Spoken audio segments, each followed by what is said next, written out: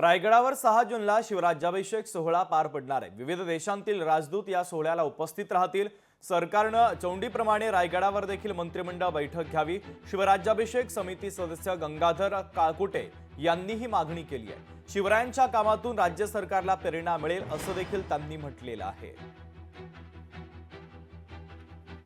येत्या 6 जून 2025 रोजी होणारा शिवराज्याभिषेक सोहळा हा ऐतिहासिक असणार आहे आणि आतापर्यंतच्या गर्दीचे सगळे रेकॉर्ड मोडणारा असेल अशी आमची सगळ्या शिवभक्तांची तयारी चालू आहे।